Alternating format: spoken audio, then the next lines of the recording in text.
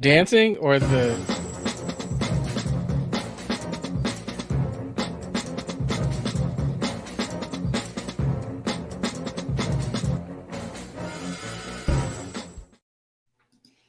Oh, Stardate 61284.222. Welcome to Star Trek Discovery Pod, a kind of smart, kind of funny podcast covering new and classic Trek. I'm your potentially genetically modified captain, Mariah Gossett. With me on the V screen, we have Clyde Haynes. I'm waiting for our origin story episode, the podcast where we just tell our origin stories. That's what I'm waiting on. All right. And your genetically modified mistake, Paul Satachi. You're never a mistake in my eyes, Paul. Oh, that's so sweet. Tonight we are reviewing and chatting about Star Trek Prodigy episodes. What episode numbers are we covering tonight? 15 and 16. We haven't had to go this high in numbers in so long. It's never usually past like 12 or 13. Like we had to go back into the code and just redo the dates, just like Y2K. Indeed, my computer does not know how to compute. But before we dig into these two episodes, Paul, how can people exactly do things with us? I fully lost the transition. Hey, if you like what we're doing, consider subscribing to our podcast on Apple, Spotify, YouTube. And all the links are at StarTrekPod.co. And if you love our content, which I know you do, consider Patreoning us. Is that a word? Is that a noun? Yeah. Is a verb? Become a patron. A patron. And just for $2 per episode. Patron us. Patron us. Harry Potter reference, everyone. At patreon.com/StarTrekPod. Clyde, how can people engage with us in the live stream this evening? Have happy thoughts. Seriously, if you want to engage with us, you want to send us your comments, you've got questions, then all you have to do, if you're watching us live, then type capital P, capital O, capital D, capital pod in the chat, and we'll check out what your thoughts are. And in a moment, we're going to do a thing where you know what it is. And if you want to play along and give us your take, just type capital H, capital F, capital HF in the chat, and we'll take a look at yours. After we show you ours. All right. Sounds not as after we tell you ours. Tell you ours. It's an audio experience. We will tell you ours. There was a glitch. It just came off yours. That's right. Yes. It doesn't sound much better. Mine if you tell me yours. All right. We are definitely members of Starflight over Starfleet this evening, but that's okay.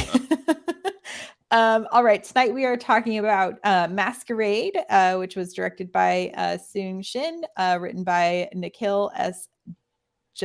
Jaiharam. I gotta start writing pronunciations for myself. I really hate that I don't do that. And we will also dig into Preludes, which was directed by Stephen Chang and Soon Shin. And it's a long list, but it's credited with every writer on the show for episode 16, which they've done before, but it has been a minute. So it is a long list, but we appreciate y'all. Julie Benson, Shauna Benson, Kevin and Dan Hageman, Nikhil Jaharam, Dana. Anyway, you should look up everybody. It is a long list. There's we go. 8 of them. It's one of those episodes, everyone. It's one of those episodes. But we got some cool backstories. We're going to dig into that in just a little bit. But I appreciate all of the writers on here. I'm excited to see everyone's work. Aaron J. Watke, Lisa Schultz-Boyd, Chad Quadrant, and Deandra Peddleton Thompson. All right, I mentioned everybody. That is all of them.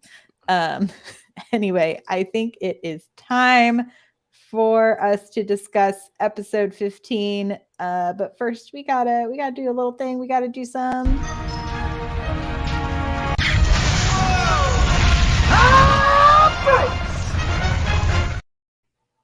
it's time for some hot breaks. I gotta make some more videos for us. I think that one is probably my favorite. The superimposed Riker on Chris Evans. Yeah, less buff Chris Evans. Just slightly less though. Can we keep the voice though? Because it's like having a little bit of Grant with us every episode. Every episode he stays with us. What did y'all think of Masquerade? Clyde, let's start with you. You have to figure that I loved it, because if you think about the last time we were on the podcast, I was, young and freshly faced, and you're trying to figure out what happened. I just kind of hit that You button went in the back into of my the neck, neutral zone. and I souped up my genetically enhanced, and then boom, much like Dow, like facial hair just started growing at a rapid rate, but no goo. Don't worry, there's no goo. No, I thought this was interesting. We get a bit of a chase scene. We get to see Super Murph just doing all kind of crazy stuff. It was if you were looking for an action adventure Prodigy episode, this was going to be it, with a little bit of some backstory on Dahl, and this idea of kind of him being like a hodgepodge of stuff, and having to come to terms with who he is and a little bit of his origin story.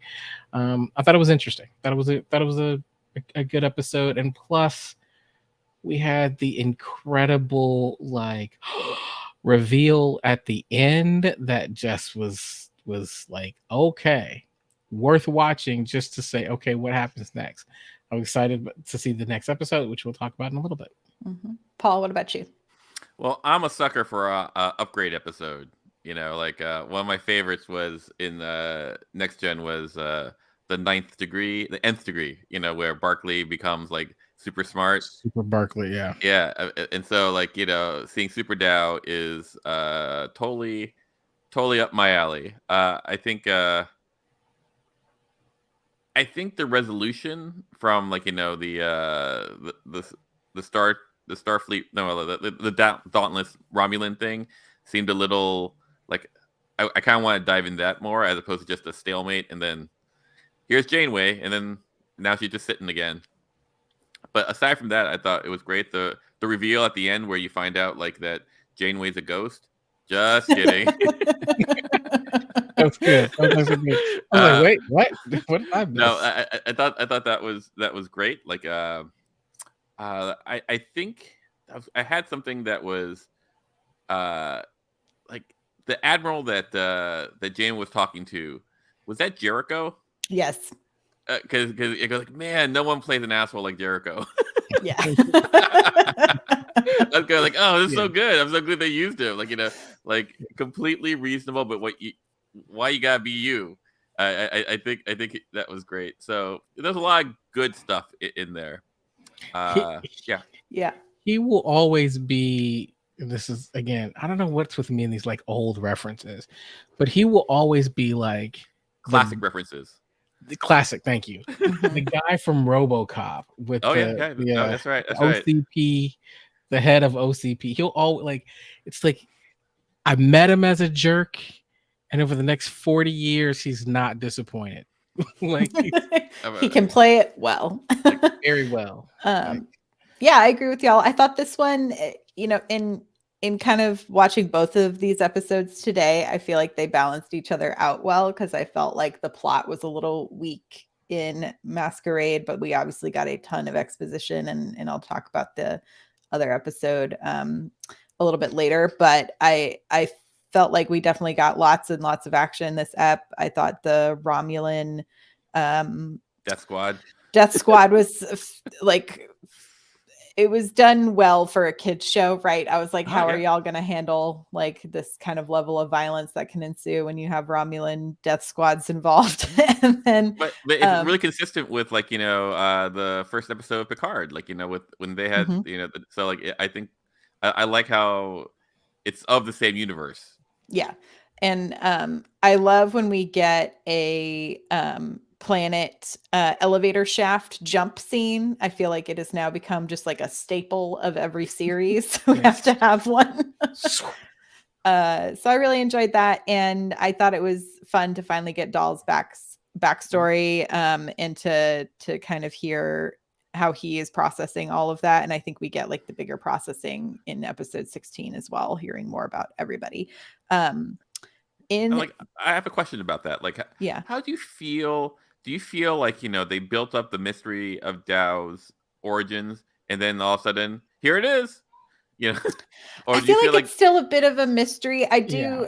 I'm kind of I want them to introduce to me at this point a new character beyond Soong who's dealing with like DNA alteration, like these big not so great experiments, right? Like I know they Mhm. said it was a protege of Mhm. his, but I was just like, we use this character so much. It's like, how long in history is this name gonna just like continue to haunt this universe? Like I I'm ready for mean, a new big it, bad, it, and that's in it's that it's a area. circle of violence, trauma begets trauma. I mean, Yes. it's a kids show, and it's so deep.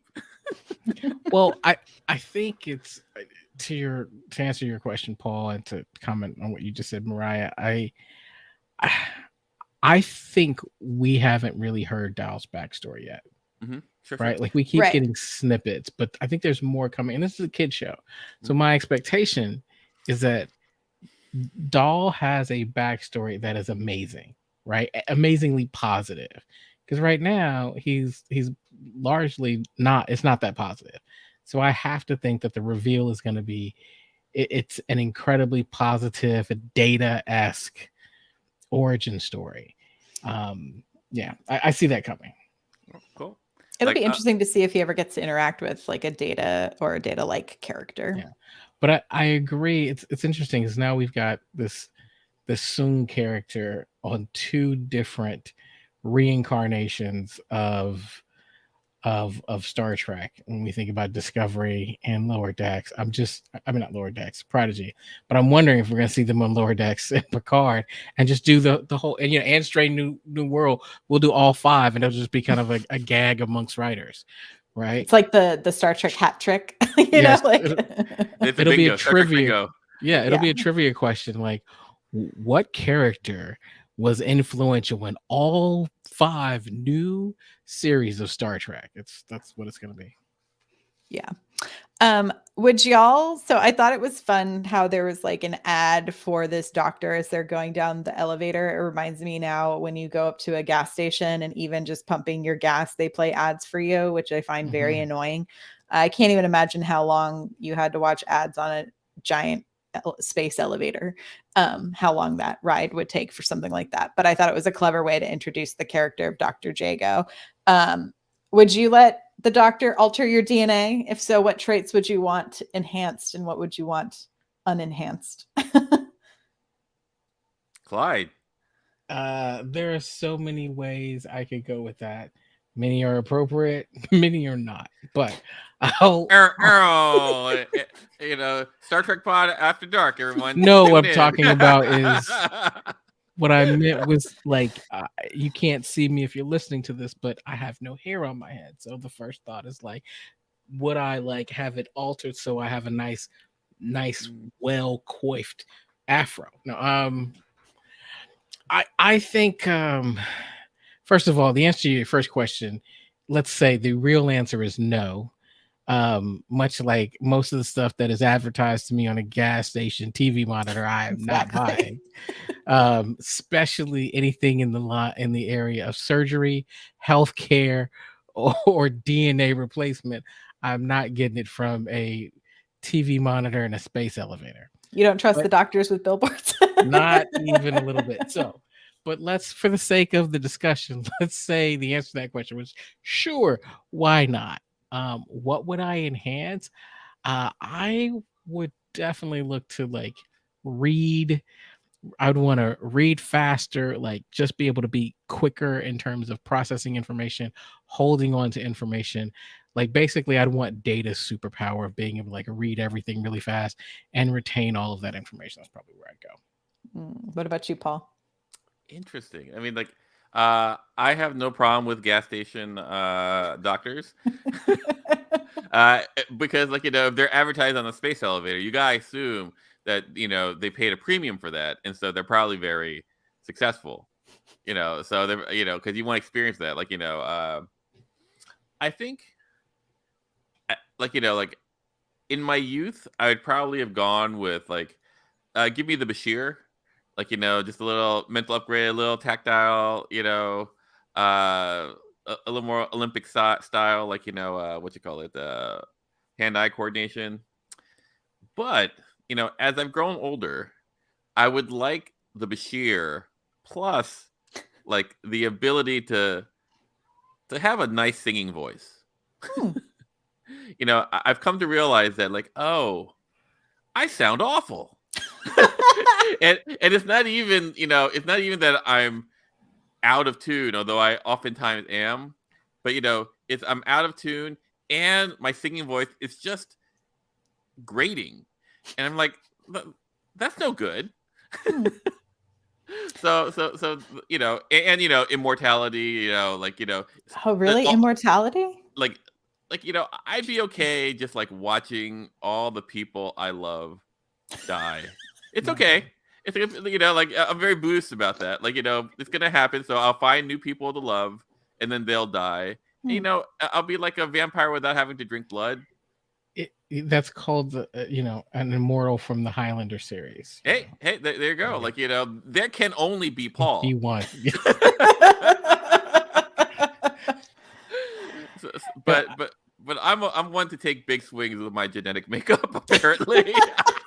I was like, I think mine would be like, I'd love to not have to wear glasses. That's right. Yeah, no. I'd love to be able to digest dairy. Those are some big ass there. I was as Paul was talking, I was thinking, you know what I missed out on? The ability to eat as much food as often as I want without feeling full or gaining weight. That would be a superpower in and of itself. Yeah, mine would just be like, I could eat cheese and not want to cry. That would be great. Mine would be just the ability to cry, just to feel emotions. Okay. Well, if anyone in the chat has thoughts of what they would want to do, let us know. But let's see what some of the hot franks are from the folks in the live stream. Let's check it out from Kuhn. We have Jellicoe is vindicated. Love the doll augment scenes, but how did they slip Q DNA in there?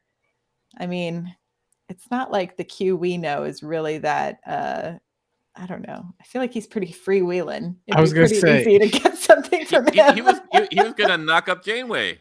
He definitely does not hold on to his DNA with any discrimination. No, he probably just thought it would be a fun experiment. Was like, sure, have some. I feel like that's a vibe. Chippy says, for Masquerade, love this ep. Brett was amazing. Who voices Doll? I wonder if Doll will ever seek out a Data hologram to help him help himself with being so unique, as overused as soon is to make sense. There are proteges. Yes, I hope we get to learn more about the proteges and what that looks like. Let's see if any other hot franks. Chippy agrees with me. Hate the TV at the gas pumps. PW Gregory on the same page as I. Better eyesight would be nice and simple. Chippy likes the Bashir. I would like to not have a bad back. Yeah, I also feel that. That's a good one. That's a good solid choice. Like there's a sea wasp, that is theoretically the only immortal being on on the planet. Like basically because it can go younger. Interesting. Yeah, so you just look at immortal animals. You can look Does it live underwater? I believe so. I'm convinced that aliens just come from underwater. Yeah. They don't come from space. And so, what if you could, reverse your aging at will? Ooh. Yeah. And for $49.95, you could add. I mean, the things I would tell 20-year-old Clyde, man, tell you what. Stretch. I would just be like, stretch every day. Because now I'm playing catch up. But oh boy, tell me, man. So in catching up with our crew here, they're in the neutral zone. They're working on repairs. They need to go down to Noble Isle to get a few things. And that's where Doll gets to learn a little bit more about his DNA makeup. And then we also have the start of our conflict with the Romulans, who realize they need the captain in order to gain access to the ship. And Okana quickly makes an escape in this episode. It's like I almost had to rewind it and watch it back because it's such a like not big, it didn't feel like a big betrayal. It was just like, I'm out. Yeah. Like peace be with you and also with you. I'm out. I will say that I am not a big fan of how they handle Okana in this episode because like, they really built him up and then it was like just such like a never mind letdown. Yeah. And Okana wasn't a jerk like in Next Gen. Like he's kind of a jerk now. Here's what it felt like to me, right? It feels like if you ever remember, if you've done a creative writing assignment, right, or a series where you write part of the story, then you hand it over to someone else, and then they write part of a story, and then someone else gets it. Like you have these ideas of what's going to happen, and then someone else picks it up and like, well, I got different ideas. It felt like with Okana, you had a writing team that was like, oh, we're going to build this up. It's going to be great. And then you had another team that came in and said, nah, not interested, going in a different direction. And that's what it felt like. It was like, oh, you think I'm the captain? Nope. And then you just run him off stage. Like, I'm wondering if he'll come back in some way towards the end of the series, and that'll make this feel a little bit more cohesive from what you're saying, Clyde. Because at this point, I'm just like, well, what was even the point really of making this particular character Okana, right? Like this could have been any person that they met on a planet that smuggled them off. Really, the only thing he had was name recognition, barely. Only for us diehards, right? And then this is his third series that he's popped up in, right? But is it? What's Next Gen? Which is the Lower Decks? He was the DJ. Oh, that's right. Well, there you go. Well, it felt like they were giving him as this light guide piece, right? Like the whole thing about the Janeway hologram is she's a guide, a mentor to them while on the ship. Right. But when they're on an away mission, they're on their own. Well, in the last few episodes, we've seen Okana kind of act as a little bit of a guide while they've been running around from people. And it was like, okay, well, this will be kind of like the chaperone when they're on away missions. And then boom, somebody goes, yeah, I don't love that. And I actually kind of thought it was okay because, it was a very light touch, I thought, by the way he showed up for them. So it'll be interesting to see what happens next and if he comes back. We also in this episode get the reveal that Murph is again kind of a bit of a secret weapon. Last podcast we kind of talked a bit about how we weren't as in love with the metamorphosis of Murph, and we were kind of like, why did we take something very cute, cuddly, squishy, and make him look like the Flubber character?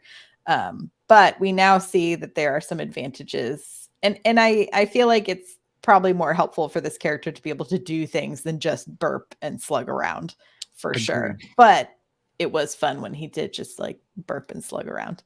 Very cute. But this was pretty badass. I do like that they have to keep him in like a little ball to keep him from destroying things. But now he's the security officer, which does feel very much like a kid thing to do. Like, who voices Murph? Oh, what's his name? Is it D. Baker or something like that? He's like a pretty famous voice actor. And I guess my question is like, it must be like Bradley Baker. Like it must be a kind of amazing to just get paid to just squeak. I mean, he voices like a lot of ancillary characters throughout the series too. Okay. So he'll do like a couple of voices per episode. So I don't think it's just making like it's not Vin Diesel. Fart And noises, I'm Groot, right? I'm Groot.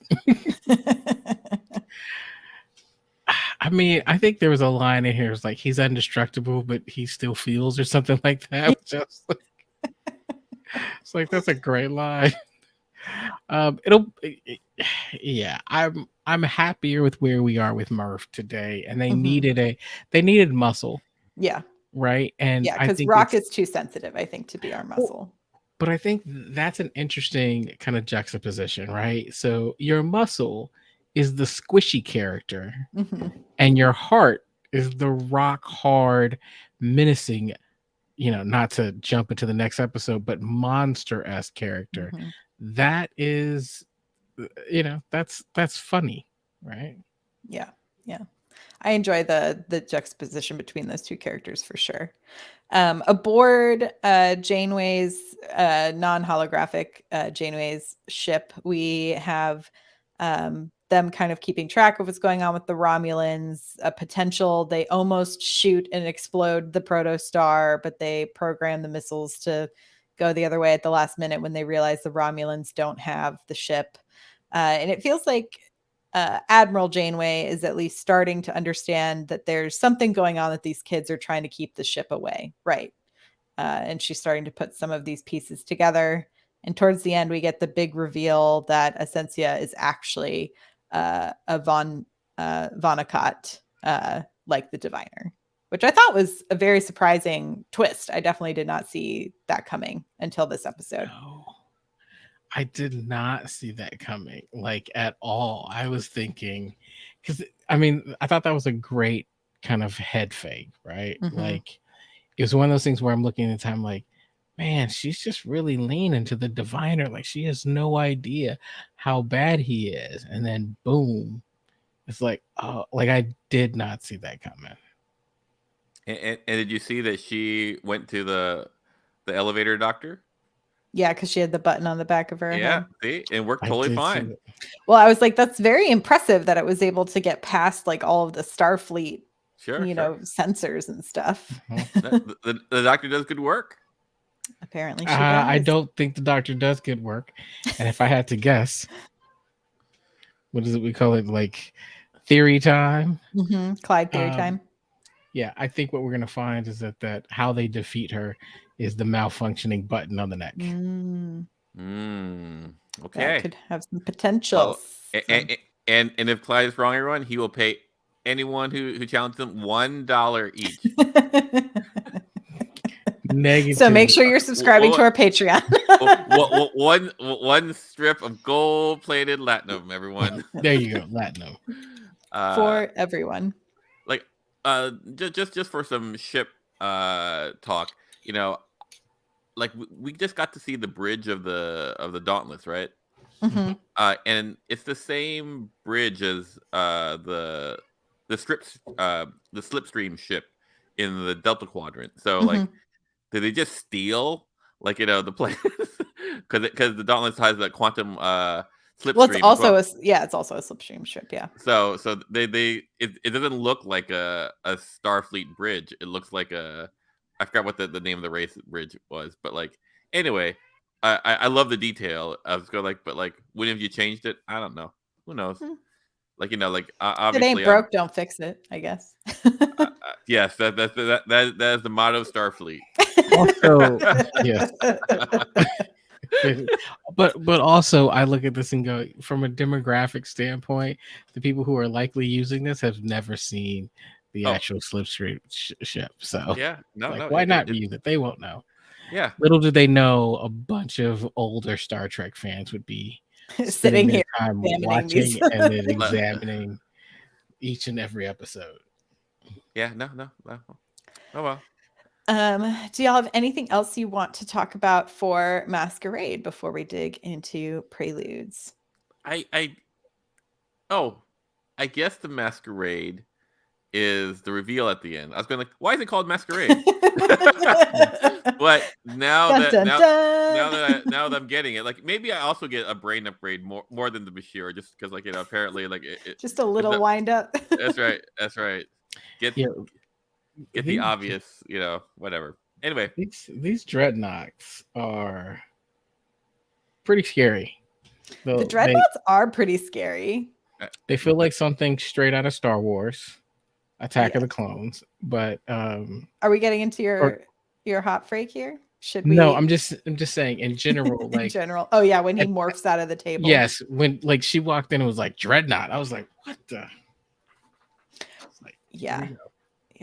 Okay. Well, I think it is time we transition to episode 16, Preludes, with another rendition of Hot Freaks! Hot Freaks! Some more Hot Franks. Paul, we'll start with you. What did you think of Preludes? Well, Preludes is what's called basically kind of like a bottle episode, right? They're just hanging out and then they're just talking. Yeah. And it's interesting because like when you do that for a TV show, generally, it's because like we're out of money and we need to do something so that here's an episode that's going to cost very little. But when you're doing animation, like you still have to draw it, or you still have to like create. Yeah. So it's a remnant of like a production thing that like So I thought that was interesting from a meta perspective. As far as an episode, I thought it was fine. I don't think I loved anything really. I think like I like my biggest thought is like, man, Kazons suck.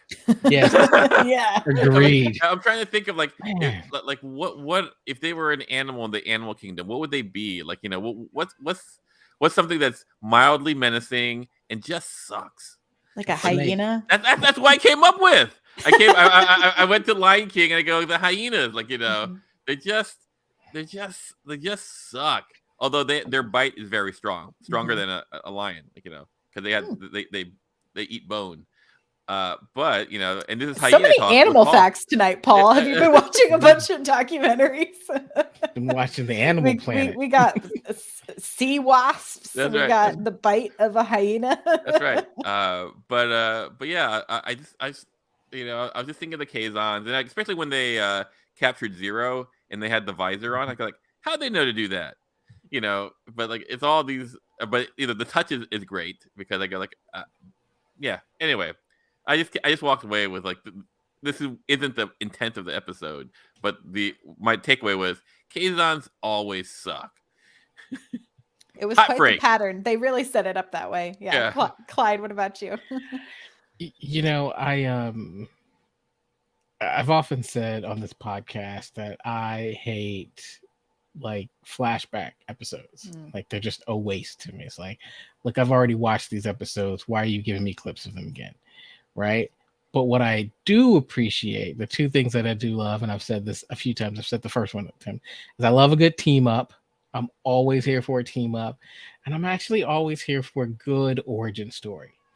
And I thought that we got some nice origin backstory because we've been kind of moving along for a long time, not really knowing where these kids have come from. And so now, like, we've seen how they ended up in a way that says, okay, this is Rock Talk. And I was like, wow, Rock Talk's backstory fitting, makes sense. Zero's backstory was kind of interesting, right? Because you see this transformation of her being very, very free to now being in this suit. You got to even see Jangham Pog's backstory, where I was kind of like, all right, I didn't kind of see that coming. And then what was even more interesting is you got to see kind of the diviner's backstory. And was like, oh, okay. So we've been hearing like so mad at the Federation. We're so mad at the Federation. They're so awful. And we're like, why? And so now we see their backstory. So it feels like it filled in some pieces. But Paul, to your point, yeah, they largely just sat around the campfire telling stories and trying to fix the ship.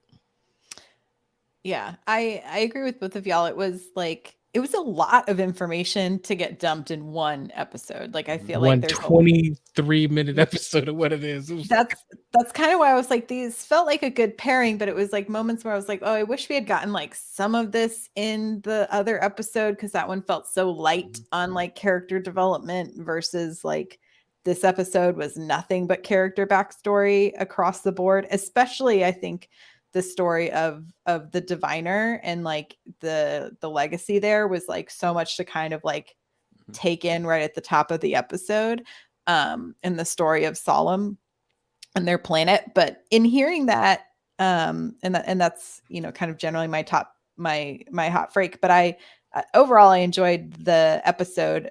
Specifically, I enjoyed the variation of animation style and approach, which I found really interesting. And I felt like you could really see that there were different writers handling everyone's story, which I enjoyed seeing how everyone approaches the character development in different ways.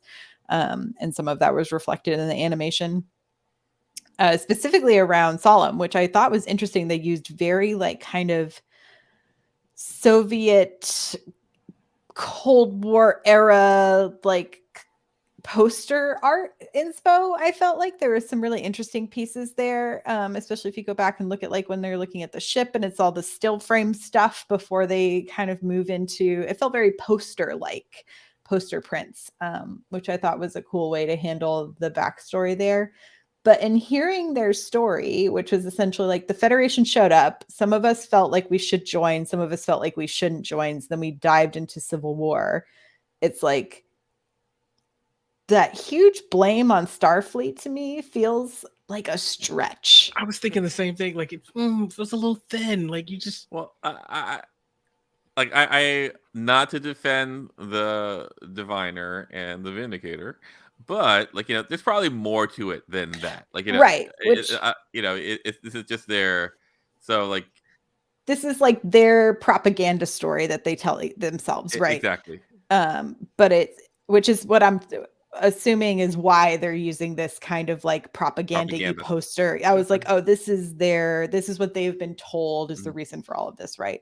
But it is something I wish we had gotten a little bit of more from the Diviner prior to now, because then I think I would feel like this was juice. I don't know, like it was so many details to get at once that I was like, okay, here's everything laid out. This is a lot. Like like on occasion I'll mention Robotech, and then Clyde will smile. Robotech.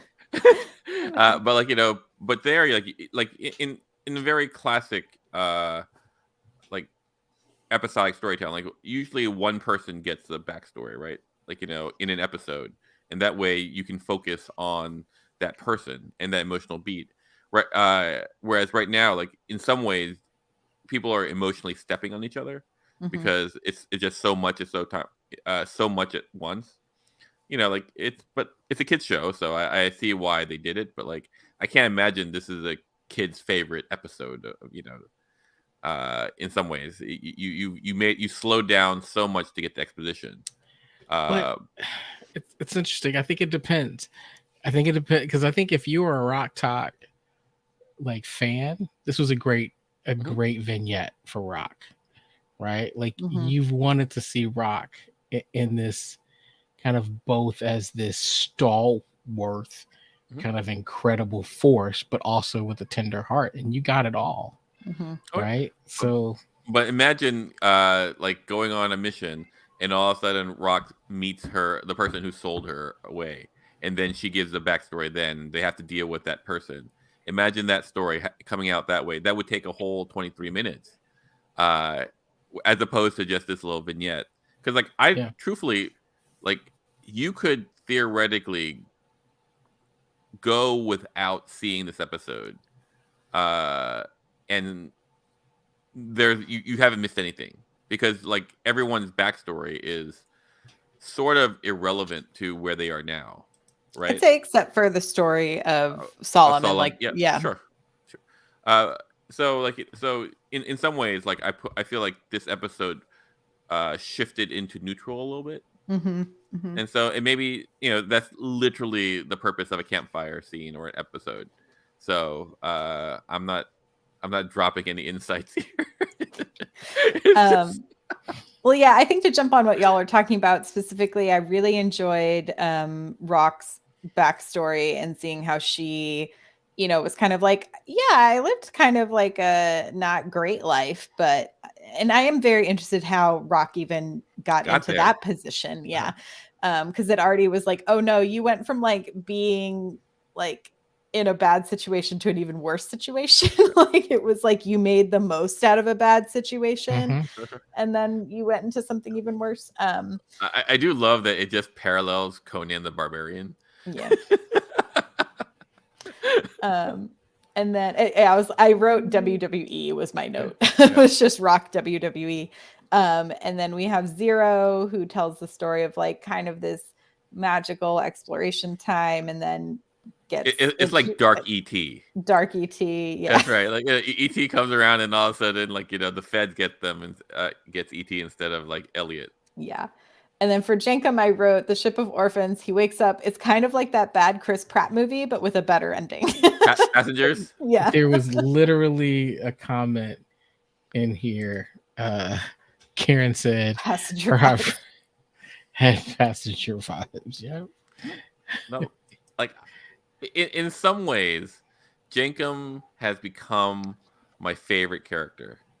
Not necessarily to watch, but like he is so simplistic in Mhm. how he sees the world, and it's pretty much like if you could get past the fact that he can be a jerk and rough, he has like kind of like a really good heart that you don't he doesn't really like like you give him a task, he doesn't, although he bitches about it, he doesn't really, he just does it, Yeah. and then like oh well, I have to leave, I have to sacrifice myself in order to save everyone else, I guess I'm I doing guess that. so. Well, Eh, and this is the second time we've seen him do it, right? Like he was willing to do that when they were on the Starflight yeah. planet and was like, Exactly. I'm going to jump into this shuttle and try to fix this, right? Yeah. So, yeah, And so Jank, so he's great. yeah. Like, he might not have all the polish that everyone else has, but like, at his core, like he's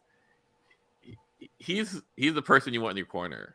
Well, Mhm. it's fascinating because normally when people talk about themselves in the third person more than once, right? I give you one. After that, I'm like, okay. But to Yeah. your point, he's rough around the edges, but has this kind of heart of gold that he's not even aware of, really. Yeah. Like, And Right. Michael points out like the annoying droid is essentially why Jankum's always referring to himself in the third person, which was a funny That's tick a that he great just point. developed. And then I also thought this was a funny moment, which was we get the origin of percussive maintenance. that's right. Yes. And I do like that the only one that was like a major hesitation was like the toilet was backing up. And I'm just like, no Yes. one is on this Who's You- ship. using it? It's Who's been is clogged. using- It's been who clogged for a the toilet? while. It's been clogged for a while, What and now happened to this it's toilet? ossified. So Yeah. The annoying droid was probably one of my favorite like elements of this episode because it was funny, right? It had a certain Wally vibe to it, where it was just kind of like you've got this just coming around. Like I thought it was funny. Like that interaction between the droid and Jacob was just kind of like, I'm entertained, right? It was a good back and forth. It was probably one Yeah. of my favorite pieces of the whole episode. I also like that we get Gwen kind of seeing her role in all of this too, yeah. which I thought Mhm. was a nice moment for her character. And I think we've seen a lot of growth from her because I think if this was a few episodes ago, she would have become very like depressive and like hypercritical. But I think she recognizes where her flaws were, but has like grown into like a much better person at this point. Yeah. And I've got to agree with Choopy. There was a line in this that was like, wow. And it was like, what happened to your progeny? And there was this hesitation, and it was, she met a boy. Like, I was like, that's an interesting take. Yeah. Like, the diviner seems, at least up until a moment past this is the calmest, most rational that we've Mhm. seen the diviner, because typically it's just this fire and this rage and hate. And I think we've all looked at him as faking, Mhm. but now that I look back and go, no, we've gotten a different side, a much calmer, a much more rational, and it has me listening to him. And I thought that was maybe the most tender moment that we've seen of him. And then it all went away, but it was Yeah. a moment. I mean, like it's you never know about those child labor exploiters. Like sometimes they can surprise you with like with their touch. But then the next thing you know, they go back to having all those children. Let's make sure none of them can speak to each other, and that you're just slave labor. And if you don't work, I make you crazy by looking at this person's Medusan. face. Like I mean, yeah, I have a lot of sympathy for him. I feel like this bit. Thanks, Paul. Appreciate it. Good night, everybody. I did like it towards the end. We get to see Hollow. Janeway mentions the story about Molly, her dog, which I thought was like a cute little nod for those of us who will remember. But I'm sure kids, it's just like, oh, she's going to tell us about a dog.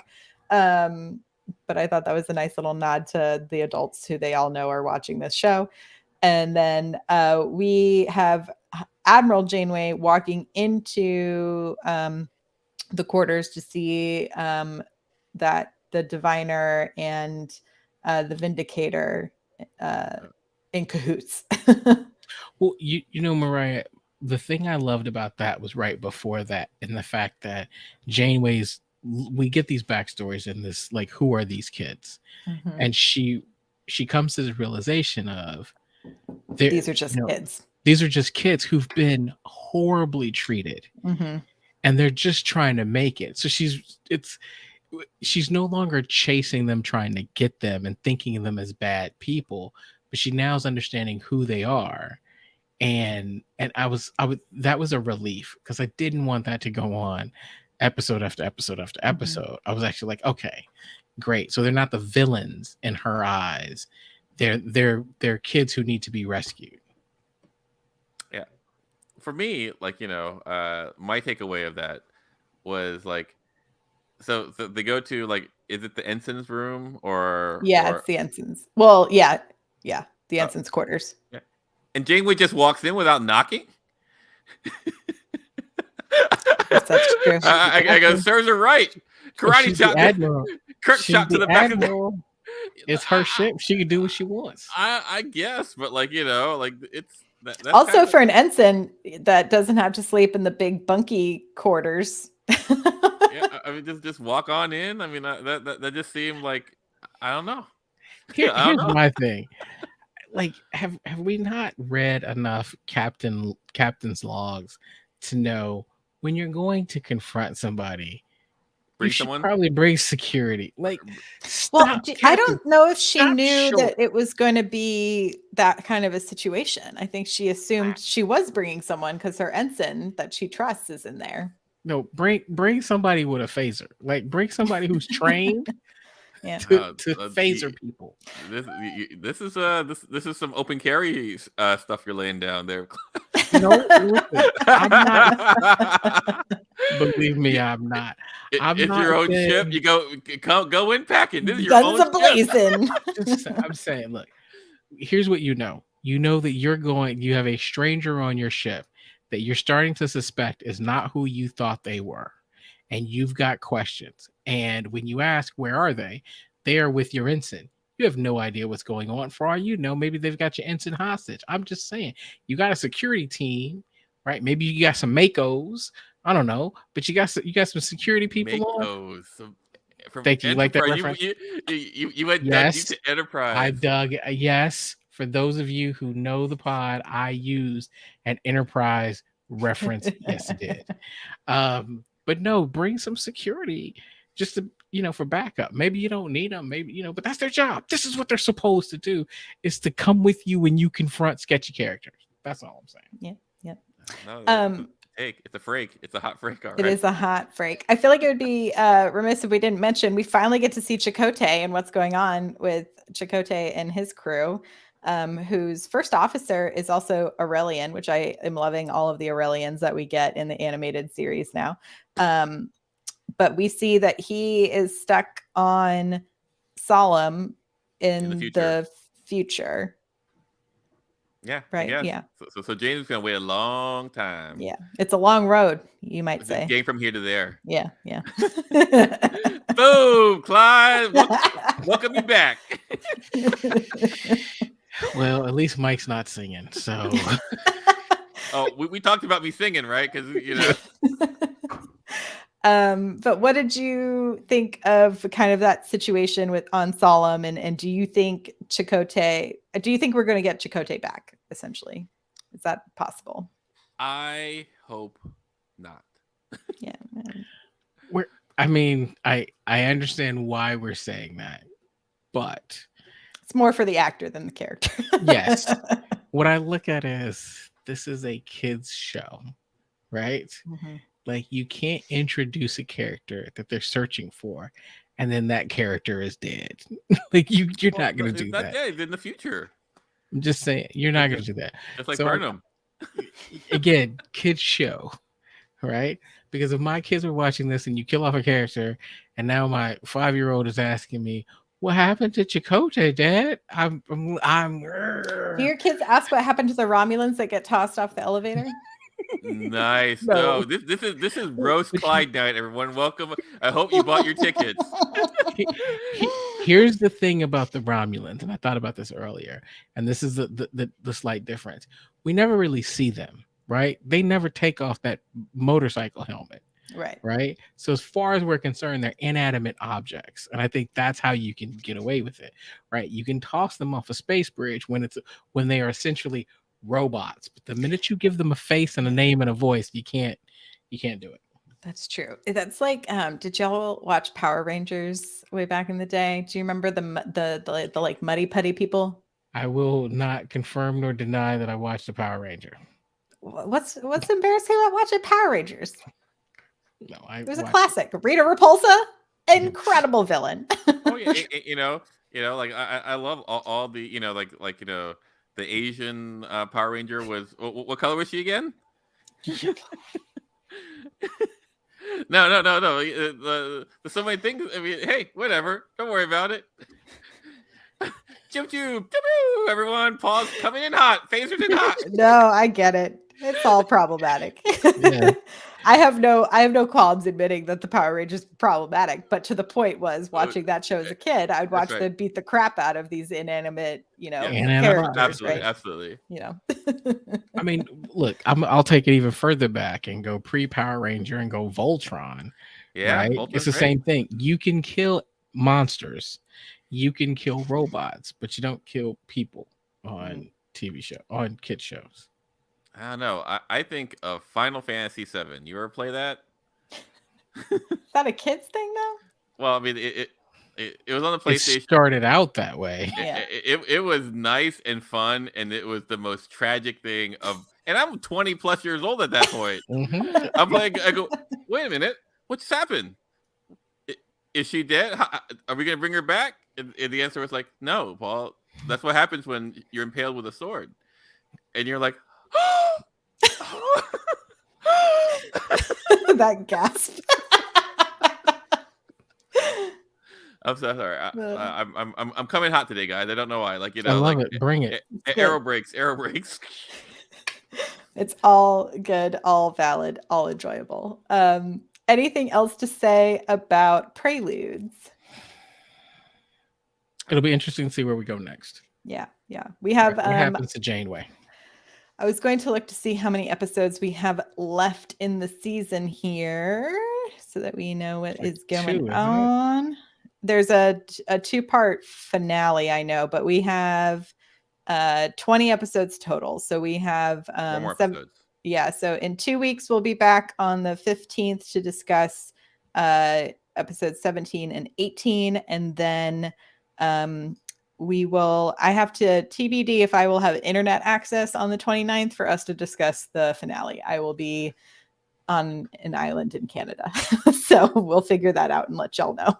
I mean, or it can be a Clyde Paul finale extravaganza. I don't know. We can go without our captain. We can't do the finale without you, but like those are 2 words that sound very interesting. Island. I was like, go ahead, Mariah. Canada in late December.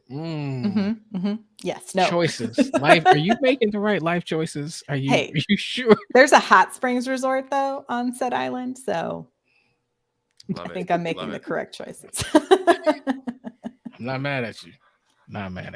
Can have take me with you. A wood burning stove, some hot mineral water. It's gonna be great. Hang out with me and Jordan. Me and Jordan can kick it. Take me with you. Yeah, come on up, Salt Spring Island. We're gonna have a good time. All right. I think that's it for me. Anything else from y'all?